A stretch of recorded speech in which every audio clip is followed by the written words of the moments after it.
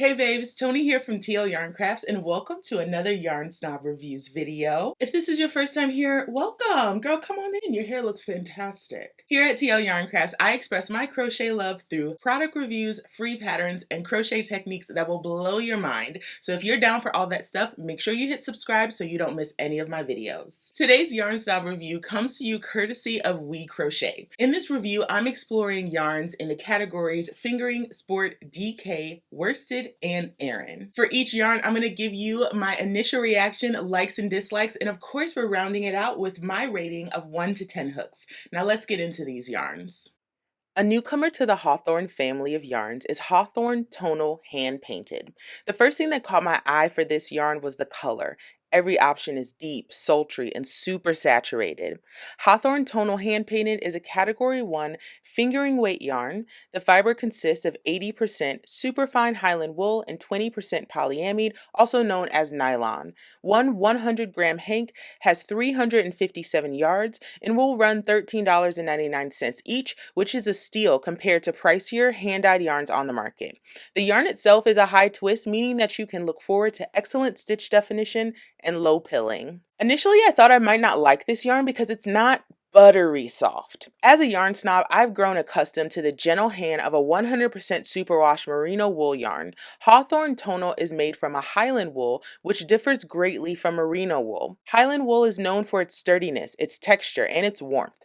Those traits translate into a harder wearing yarn that is no less beautiful, as evidenced by the colors that you get with this yarn base. The best way to show off tonal yarns is with simple stitches. So I went with a single crochet for this skein, which is the colorway Astoria.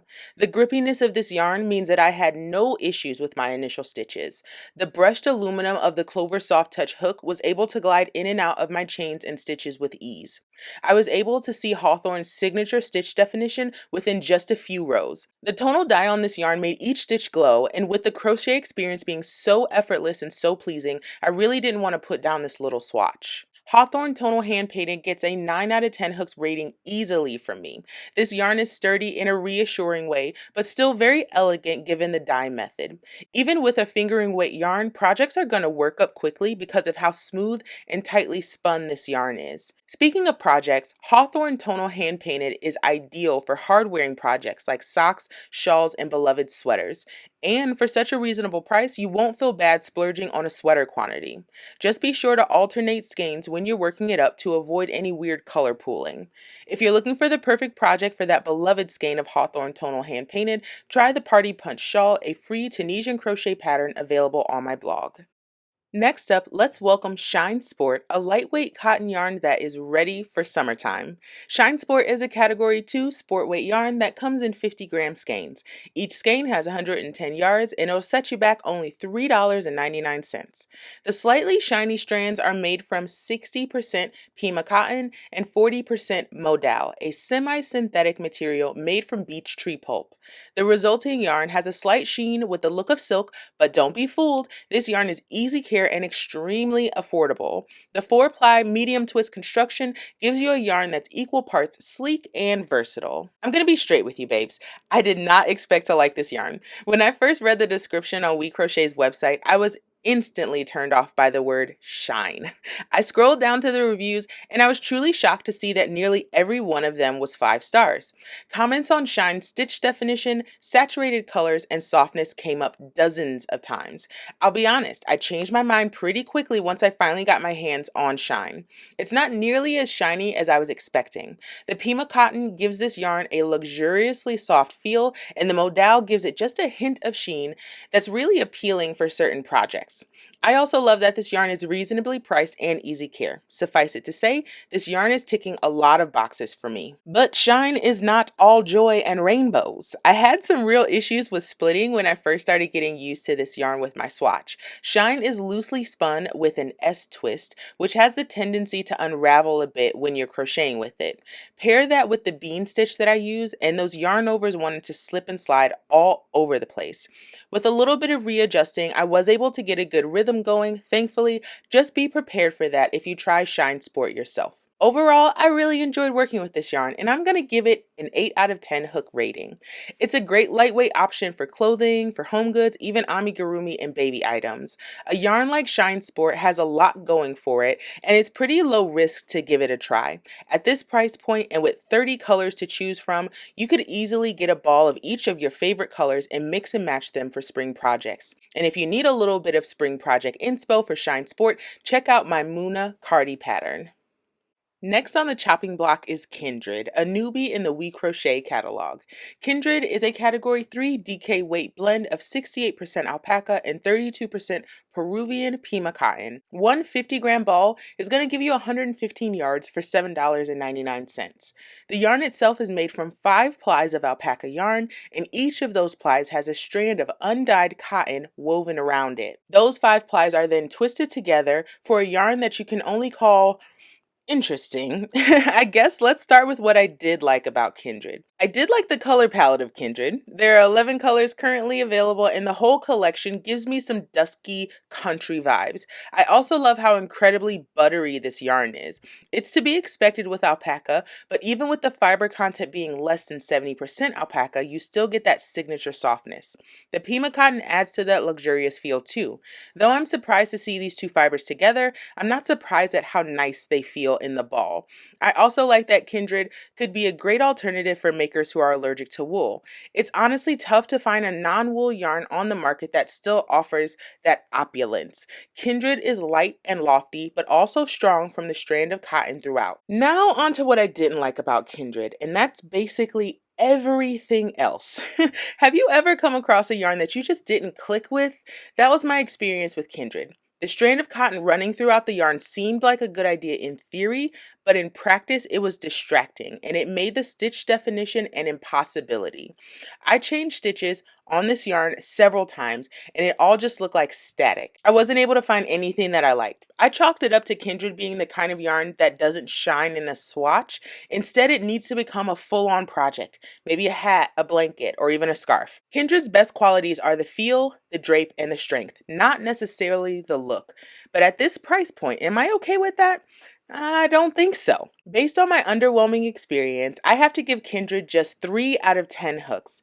It's not a bad yarn by any means, but I don't want to have to force it when it comes to a hobby that I love. If I was to give Kindred another try though, I'd definitely use a much larger hook than what they recommend, and I'd try to find a project that focuses on the overall effect rather than the individual stitches. One project that comes to mind that would probably be perfect with Kindred is my color-blocked Dina Cardi pattern.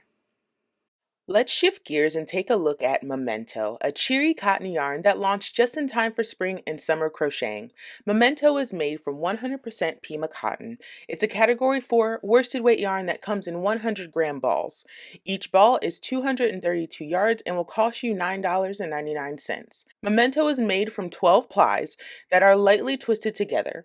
You get your choice of 3 variegated colorways in this collection: Moon Shadow, which has muted earthy tones; Winter Bloom, which has dustier hues; and Fuchsia, which is a vibrant collection of reds, pinks, and lilac. Now, if you balked at the price of Memento, a quick education on Pima cotton should help you understand why WeCrochet can justify this very reasonable price. There are 3 types of cotton.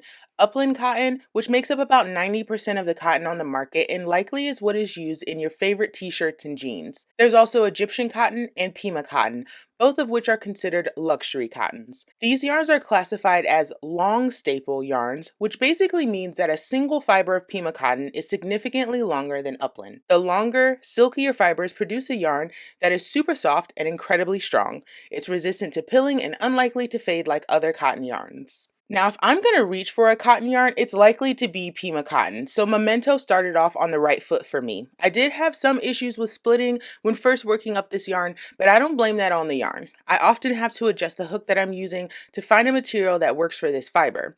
The plastic of my prim hooks is not ideal for cotton, but I just got it, so I really wanted to use it. Also, try as I might, I'm just not a fan of these kinds of variegated colorways. The transition from color to color is very smooth, which which is great, but the bands of color are just too short, and that's going to guarantee color pooling in my crochet projects. The color options for Memento were a pretty big turnoff for me, so I have to rate this yarn 5 out of 10 hooks. If this yarn was offered in a wide range of saturated, solid colors, heathers, or even a color-changing cake, honey, I will be all over it, but I just can't get with the adventure of how these colors are going to place themselves in a garment or in a blanket. I do, however, think there is a place for yarn like this. For example, Memento will be perfect for my summertime tank pattern. I'd just be sure to alternate balls of yarn every row or every other row to make sure I don't end up with too much pooling. Last but certainly not least, we come to Muse Hand Painted.